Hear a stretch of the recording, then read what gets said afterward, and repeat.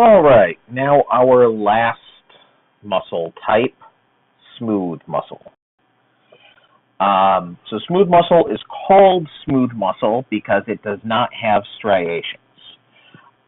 Both cardiac muscle and both cardiac muscle and skeletal muscle have striations, and those striations come from the fact that all of the thick and thin filaments are arranged in sarcomeres.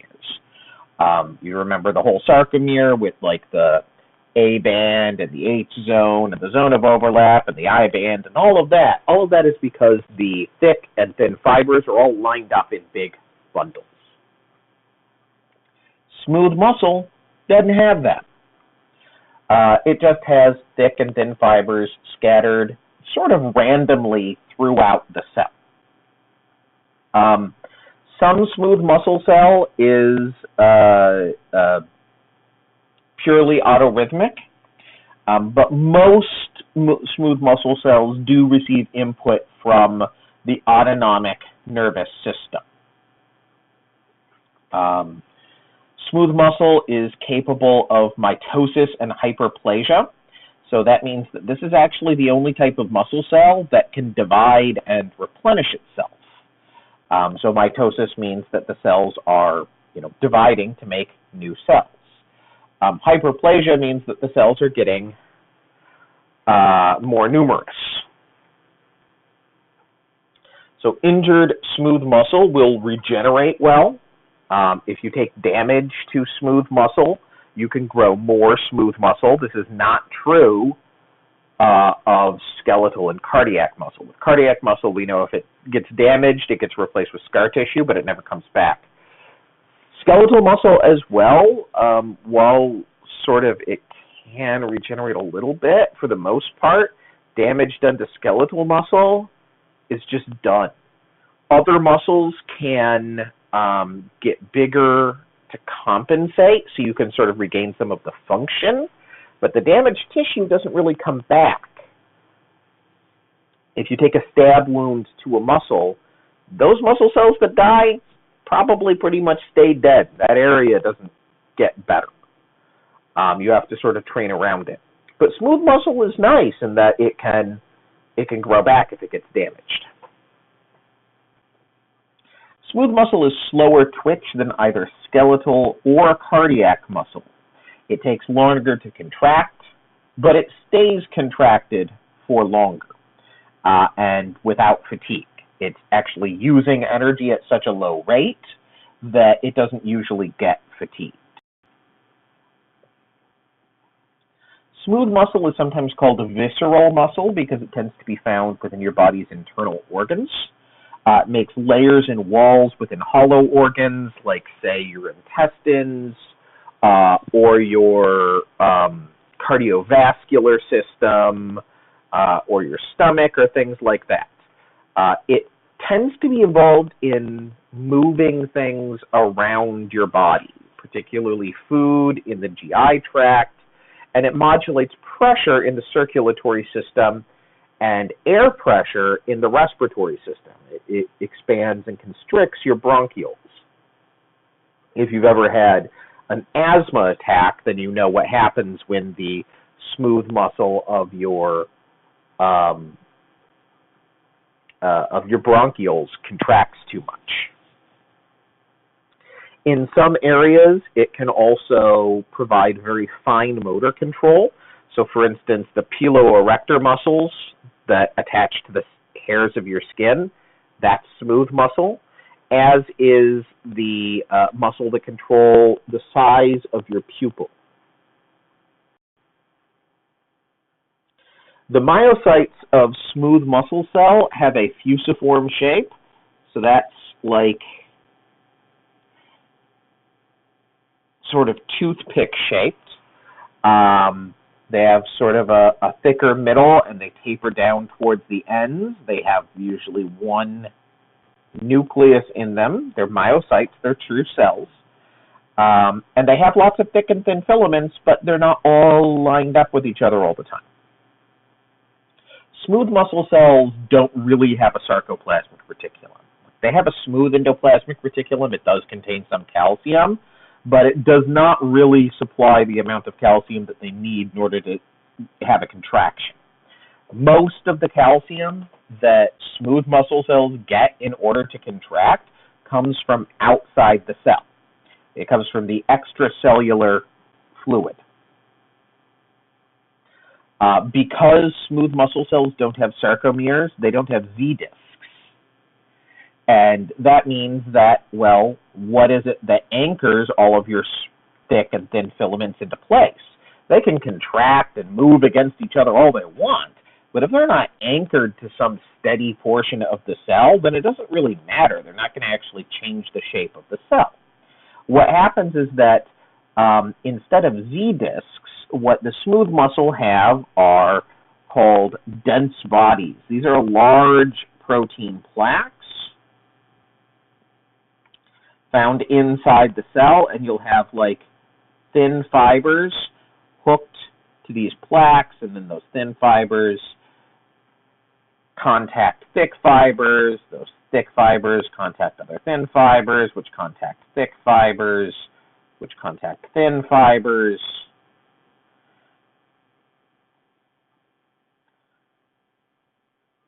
In this big sort of cascade here. But they all hook back into these dense bodies. And these dense bodies are actually connected to the cell membrane by a protein that's similar to dystrophin.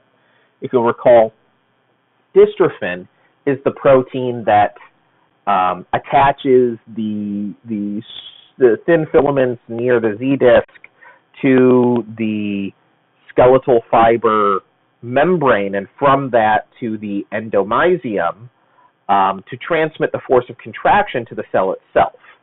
Well, without Z-discs and without dystrophin, smooth muscle cells have to have a different way of doing it. And the dense bodies here are connected through this protein to the plasma membrane, and thus when all of these fibers here contract and pull together,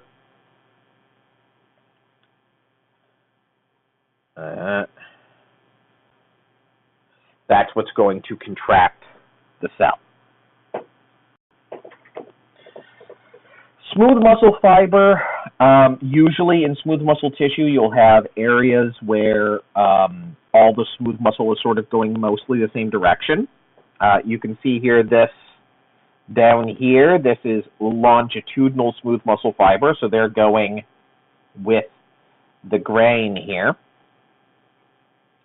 And if they were to contract, they would contract in like that. Up here, we have transverse smooth muscle fibers. So these are smooth muscle fibers that are going into and out of our field of view, like they're going into the screen that you're looking at right now. And if they were to contract, they would contract, into the screen. This is not an uncommon arrangement.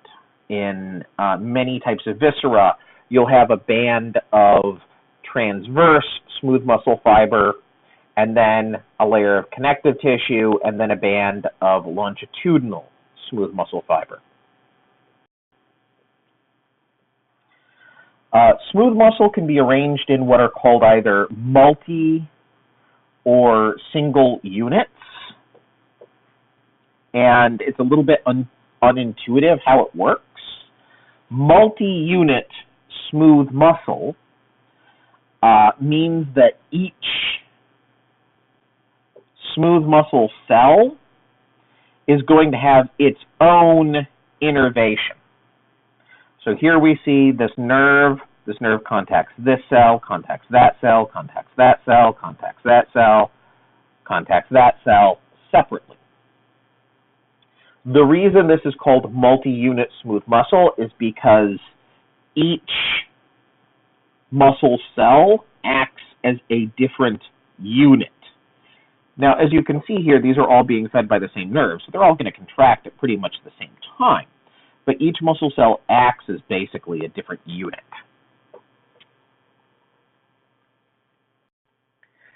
single unit smooth muscle cell will have like one nerve fiber coming down that's going to just sort of spill out neurotransmitter in every direction right here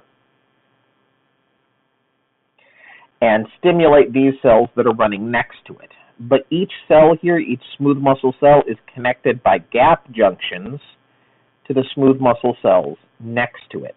So when one muscle cell is stimulated, it stimulates all of the muscle cells near it to contract, and then they stimulate the ones further down to contract, and so on and so forth. So this is called a single unit smooth muscle because all of these cells contract as a single unit. One action potential goes to all of them.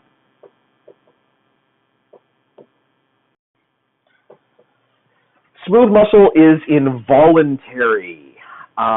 It's mostly controlled by the autonomic nervous system. It can be controlled by either the parasympathetic or sympathetic nervous system, depending upon what type of artery/organ we're looking at. Smooth muscle cell can also contract in response to other things. Hormones, for instance, adrenaline will cause the smooth muscle cells of your arteries to most of them to dilate, but some of them to constrict. There are other hormones that can cause your intestinal tract to slow down or speed up, things like that. Carbon dioxide particularly can regulate the diameter of arteries. If there's too much carbon dioxide in them, it will cause them to dilate so that more of that carbon dioxide gets carried away to the lungs. Same with oxygen. And pH can also control smooth muscle contractions. To give an example, oxytocin, we talked about this before. Oxytocin is a hormone that causes uterine contractions that stimulate birth, right? And so the muscles, smooth muscles in the uterine wall will contract in response to this hormone instead of in response to a nerve stimulation. Other things can cause smooth muscle to contract as well. The piloerector muscles in your hair, you know how when it's cold you get goosebumps and your hair stands on end? That's a reflex action to if you had more hair, it would cause your body to hold in heat a little bit better. And that is just cold directly stimulates the piloerector muscle to contract, thus making the hair stand on end. Warmth can actually relax the muscle in the skin, in your skin blood vessels, causing them to dilate and carry more heat, more blood to your skin. And some muscles can contract in response to stretch. This is particularly true with a phenomenon called peristalsis, which is how food moves through your intestinal tract.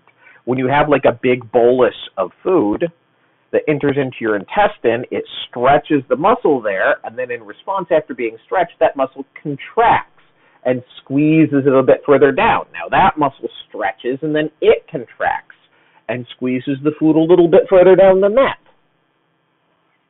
And there are some single unit smooth muscle cells in the GI tract that are pacemakers that will actually stimulate the intestines to contract in these peristaltic waves, just like pacemakers stimulate your heart to contract. And actually, even if you remove all of the nerves, or even allow an organism to die, you'll still see the smooth muscle continue to contract even without nervous stimulation, even without blood supply for a while. So when we were talking about skeletal muscle, we said that the way calcium causes contraction is that it binds troponin. Troponin moves tropomyosin to a new place. So tropomyosin normally blocks the thin chain, the thin filaments. But when it is moved, now the thin filament is available. It can be bound by myosin. that will then grab the thin filament and pull it in. Smooth muscle uses a similar but not identical system. Instead of troponin, tropomyosin, calcium is going to bind to a protein called calmodulin. And calmodulin is on the thick filaments instead of being on the thin filaments. And it will actually activate a protein that adds a phosphate group to the myosin head, and that will cause the myosin head to become active and to start pulling the thin filaments further in. Same sort of signal, it still responds to calcium, but it's actually working through a very different way. So for instance, things that work by blocking troponin or tropomyosin won't work on smooth muscle because smooth muscle don't use troponin or tropomyosin. Thick and thin filaments are sort of just going to pull on one another. The thin filaments will eventually link into these dense bodies, and the dense bodies hook into the membrane, and that's what transfers the force. Instead of all of the thick and thin filaments being totally parallel, like they would be in a sarcomere, so like in a sarcomere you have all of the filaments sort of lined up in parallel, in a smooth muscle cell, you have bands that kind of run the same direction, but not completely the same direction. Sometimes they're off at a bit of an angle to one another, and so you end up with a cell that when it contracts, it sort of puckers and twists. So if you look here, you can see this is the these are the dense bodies here, and here, and here, and here you can see the filaments going this direction, and when the cell squeezes together, it kind of twists, and it looks almost sort of like a net that's been tightened or a towel that's been wrung. So here we see the cells contracted. As I said before, contraction and relaxation, twitch length is very long, very slow in smooth muscle cells. It can take, 50 to 100 milliseconds for a skeletal muscle cell to reset itself versus like 2 milliseconds in for a smooth muscle cell to reset itself versus like a 2 millisecond period in skeletal muscle. And that's because, for the most part, your smooth muscle doesn't need to respond really, really quickly. It's not super dynamic usually. And because they're getting all of their energy from glycolysis and they don't have huge energy stores, they can't get energy very quickly, so they're specifically designed to not use energy very quickly. They have slow ATPases. They don't pull as hard or as often on the thin filaments. Now, if you remember with skeletal muscle, we said that when skeletal muscle is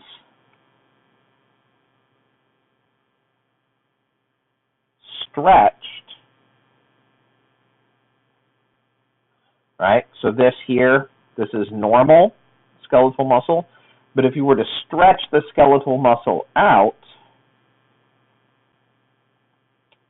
the zone of overlap gets smaller, and so the amount of force that can be extracted shrinks. If your skeletal muscle is way stretched out, then it's not very strong because you don't have much of a zone of overlap where the myosin head groups can contact each other. Smooth muscle doesn't actually have that problem, right? With skeletal muscle, all of the lines are like lined up in the same place. So if the zone of overlap gets smaller, it gets smaller for all of them. But with smooth muscle, you've got like, you know, thick and thin filaments here.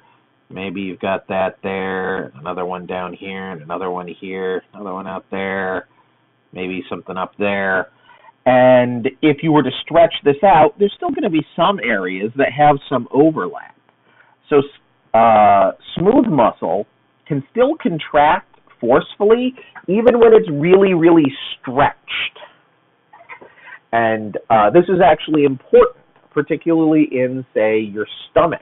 Your stomach is actually really, really stretchy. It can stretch to like twice its normal size and yet not get any weaker and not become flabby and not become overly stretched.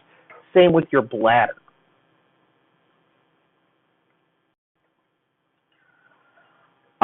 It can also, smooth muscle is the stretchiest of the muscles because of the fact that it doesn't have all of its thick and thin filaments lined up. It's also the most contracty of the muscles. It can stretch anywhere from twice its full length to half its normal length and still be able to do its job. And the reasons for this are that there's no Z-discs. Thick filaments don't ever butt up against the M line. They don't ever